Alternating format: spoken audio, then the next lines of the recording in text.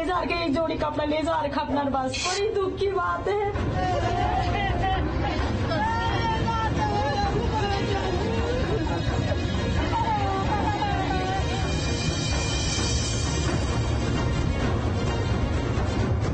शहर कैसे टूट रहा है, शहर कैसे खत्म होता है या कोई शहर कैसे धंसता है, सिर्फ ये कोई फिल्मी कहानी के तौर पर नहीं, ये हकीकत है जो पूरे शहर को दिखा रही है। एक चेतावनी, तबाही का बड़ा संदेश।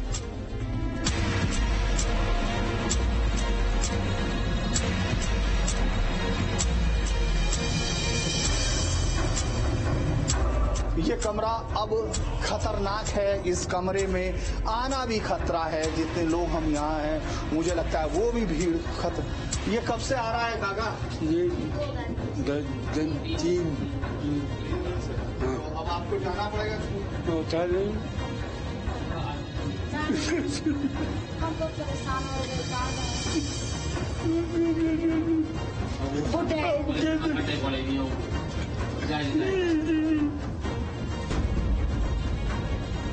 आस्था के धाम में विनाश का ऐलान।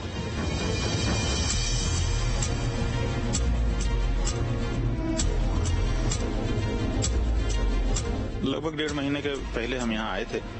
उसके बाद से अब दोबारा अभी आने का कार्यक्रम तो नहीं था, लेकिन बाकी कार्यक्रम निरस्त करके हम इन परिस्थितियों पे मद्देनजर आज ही अभी यहाँ पहुंचे हैं। इससे पहले यहाँ हमारे मठ में कोई दरार नहीं थी। पतित पावनी की बर्बादी में गुतरे हाथ।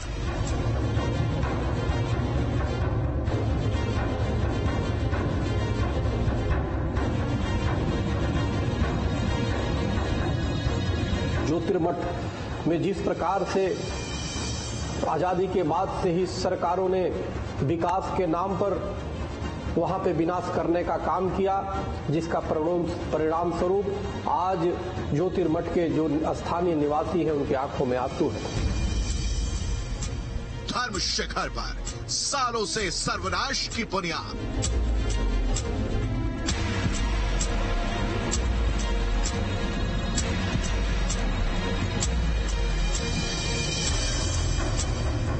उत्तराखंड में विकास के नाम पर जो होड़ लगी है, प्रकृति से छेड़छाड़ करने की, पर्यावरण को प्रदूषित करने की, नदियों पर बांध बनाने की, ये उसका नतीजा है।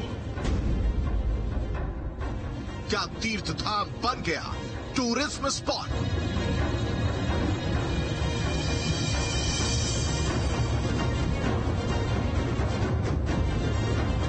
दोनों होटल को एक साथ डिसमेंटल किया जाएगा। ऊपर की अगर मैं आपको दिखाऊं जो 6th फ्लोर है, उस पर कल जो बड़ी टंकियां थी वो हटाई गई है। इसके अलावा ग्रिल, दरवाजे, लोहे का सामान, ग्लास का सामान, टीन का सामान, सबसे पहले इनको हटाया जा रहा है। मलबे के शिखर पर लालच के कितने महल।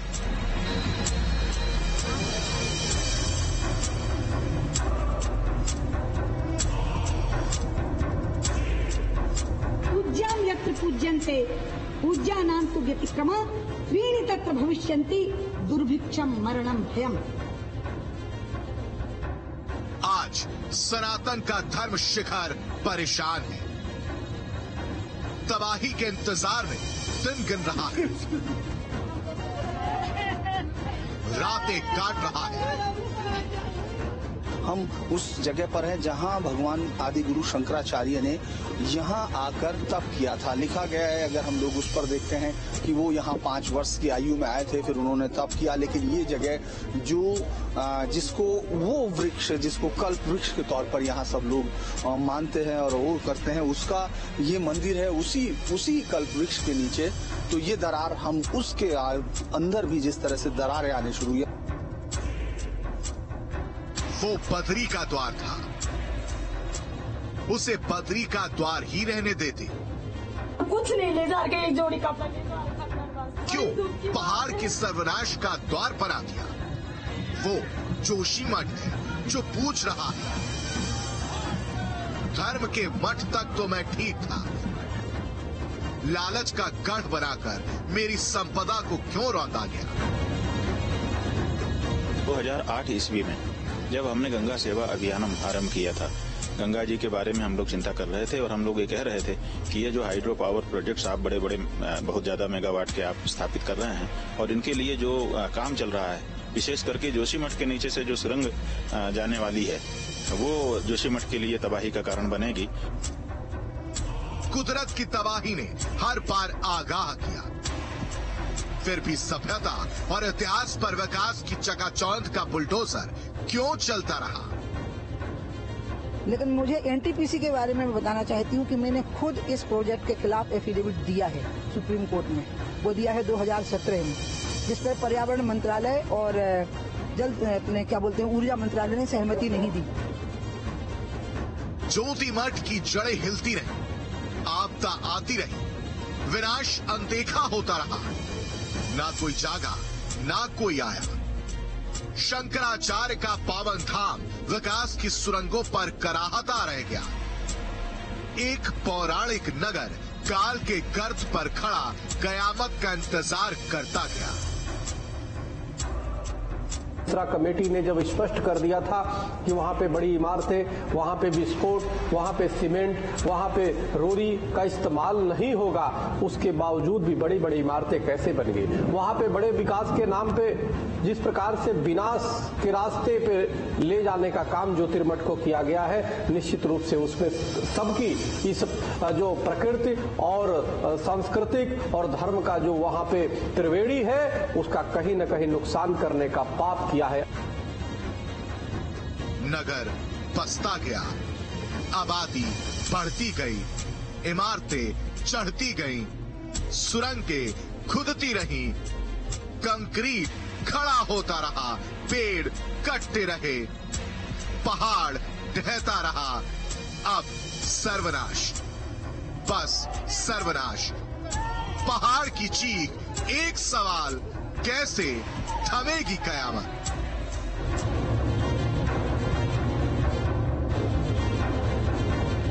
दरकता जोशीमठ कयामत के शिखर पर खड़ा होकर करहा रहा है। लोग अपने घरों के बचाव और यहाँ बसाव की उम्मीदों को छोड़ चुके हैं। संकेत शुभ नहीं है। हर दिन घर खाली हो रहे हैं। लोग अपनी सभ्यता, संपदा और विरासत को छोड़कर जाने को मजबूर हैं। जो जोशीमठ शीतकाल के बर्फीले मौसम में सैलानियों का स्वागत करने को आतुर रहता था, आज वो जोशीमठ वीरानी की चादर ओढ़े हुए है। उस जोशीमठ के लोग शरणार्थी बनने को मजबूर हैं। सवाल यही है कि आखिरकार इसका जिम्मेदार कौन है? ये तबाही एक दिन की है या फिर इसमें दशकों का हिसाब है? आखिरकार इस तबाही के लिए जिम्मेदार कौन है? वीडियो जर्नलिस्ट सोनी कुमार के साथ सुरेंद्र डसीला, न्यूज स्टेट, जोशीमठ। एक तीर्थ, एक ऐतिहासिक नगर, सभ्यता और सनातन का अधिकार कयामत के शिखर पर पहुंच चुका है।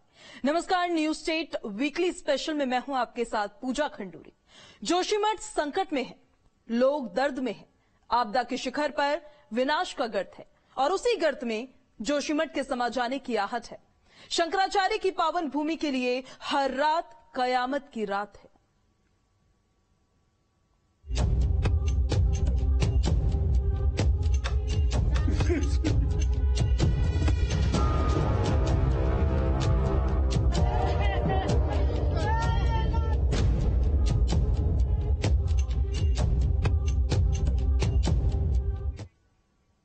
जोशीमठ की आपदा अकेले जोशीमठ की आपदा नहीं है। जोशीमठ देश की विरासत है, सभ्यता और संस्कृति का ध्वजावाहक है। फिर क्यों ना पूछा जाए उन सरकारों से, उन लोगों से जिन्होंने इस आफत को बुलावा दिया। कहां थे वो लोग जब जोशीमठ चीख चीख कर अपना दर्द बयां कर रहा था?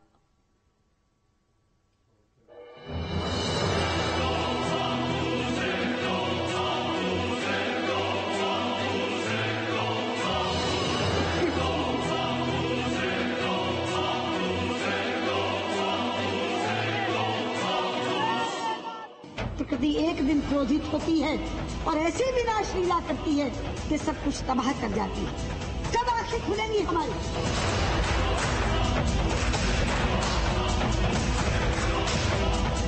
जोशीमठ की ये तबाही ना एक दिन का नतीजा है, ना ही एक दशक का, ना एक इंसान की गलती का भुगतान है। न एक घटना की वजह से। सालों से जोशीमठ की जमीन को दीमक की तरह खोखला हर इंसान ने किया, हर सरकार ने किया, हर सिस्टम ने किया। नतीजा आज कुदरत क्रोध में है। तपोवन विष्णु गार्ड परियोजना यही वो परियोजना है जिसको लेकर जोशीमठ में हर एक आदमी आज सवाल खड़े करता दिखता है, क्योंकि जो टनल है एनटीपीसी का, ये जो प्रोजेक्ट है, इसकी बहुत बड़ी टनल यहाँ से तपोवन से शुरू होती है और ये जो इसके अंदर विस्फोट हुए हैं, जिस तरह से इस टनल का निर्माण हुआ है, उसने इस पूरे इलाके की जो पारिस्थितिकी है उसको प्रभावित किया है। कुदरत ने हर बार पहाड़ पर तबाही को लेकर चेतावनी दी, लेकिन सरकारें और संगठन अपनी राजनीतिक विरासत के लिए पहाड़ को विकास और विनाश का मुद्दा बनाती रही, पहाड़ को काटते रहे। ये मात्र संयोग नहीं है, मैं सदन के लोगों को बताना चाहती हूँ।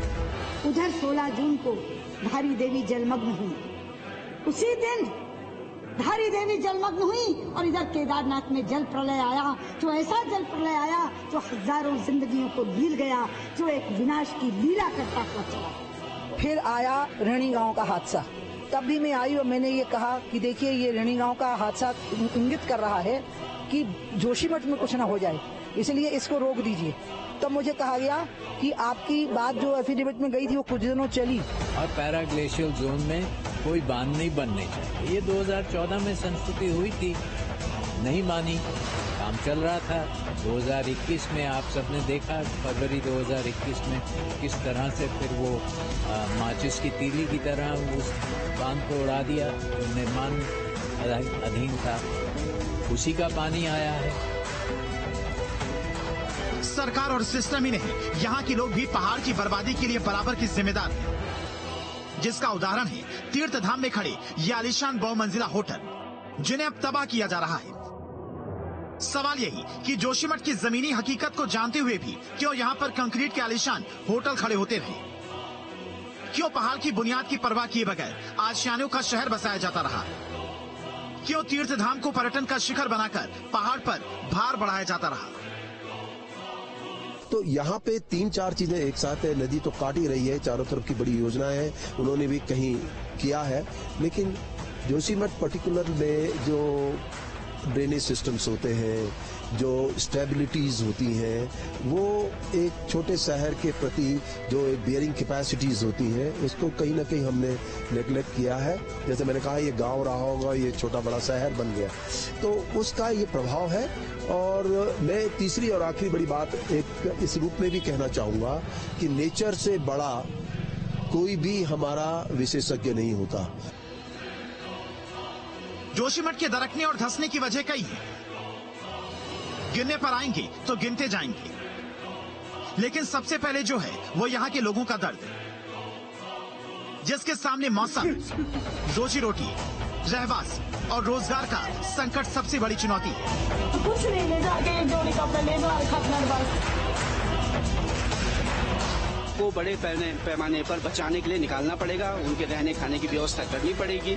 जोशीमठ के जिन मकानों का क्षतिग्रस्त हो गए हैं उनका मुआवजा करके उनके लिए अन्य जगह मकान बनाने की व्यवस्था करनी होगी।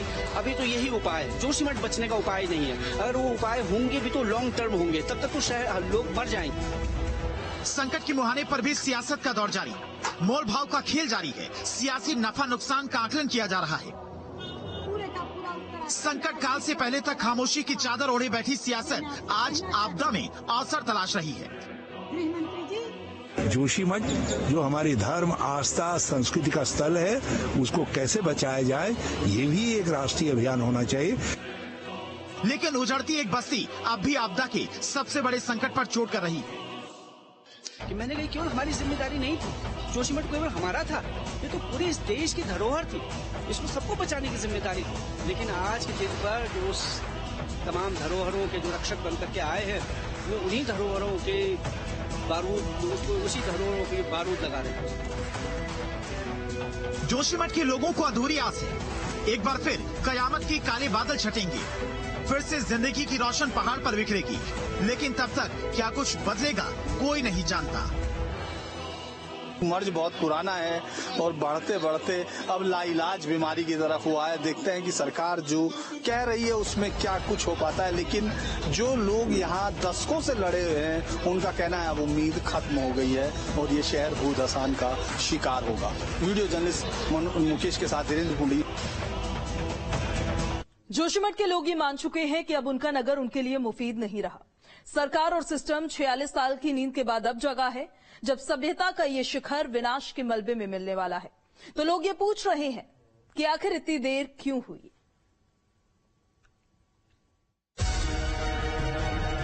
भूस्खलन हो रहा है, तो जो यहाँ के निवासी हैं जिसको भी प्रशासन द्वारा नोटिस दिए गए हैं, ये सब जो मकान है यहाँ पर खतरे की जद में आ गए हैं।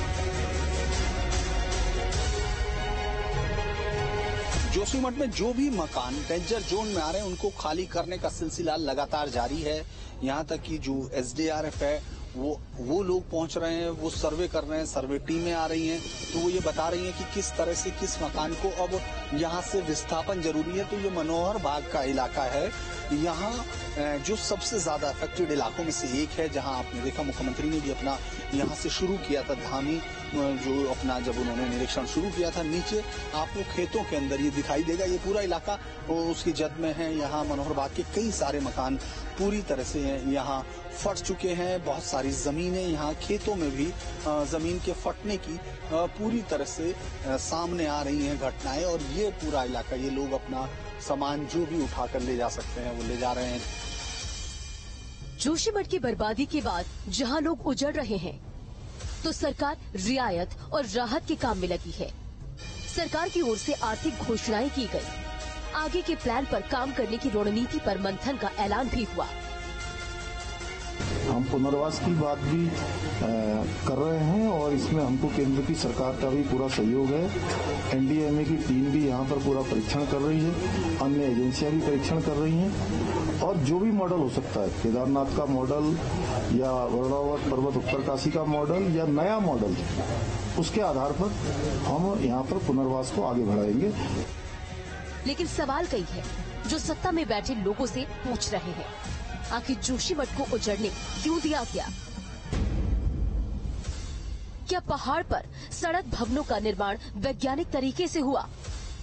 चारधाम आस्था का केंद्र रहा, हजारों सालों से यात्राएं पैदल भी होती रही। सड़कों का चौड़ीकरण कर ट्रैफिक क्यों बढ़ाया गया?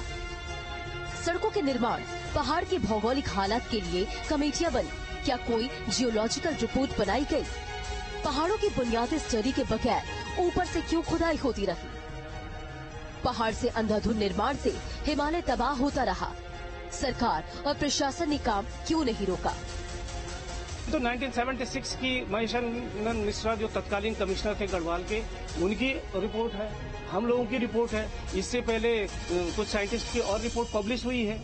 इन और अध्ययन गवर्नमेंट की फुल रिपोर्ट में जो उसी का पालन हो जाता है, तो इतने नौबत थोड़ी आती।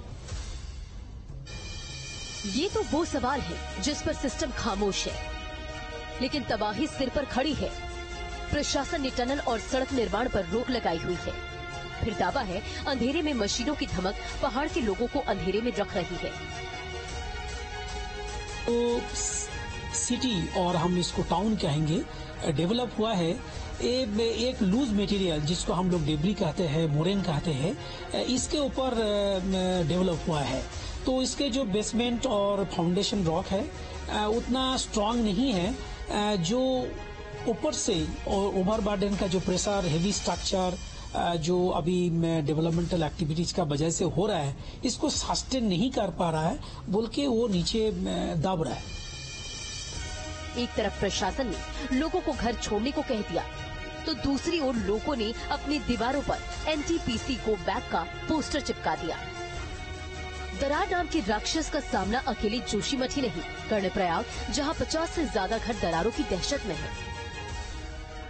जमीन थोड़ी थोड़ी हल्की ढीली होनी शुरू हो गई थी, लेकिन ऑल वेदर की वजह से तो बिल्कुल ही स्थिति बहुत ही खराब हो गई। टिहरी में झील की वजह से पीपरा खास गांव खतरे की जद में है।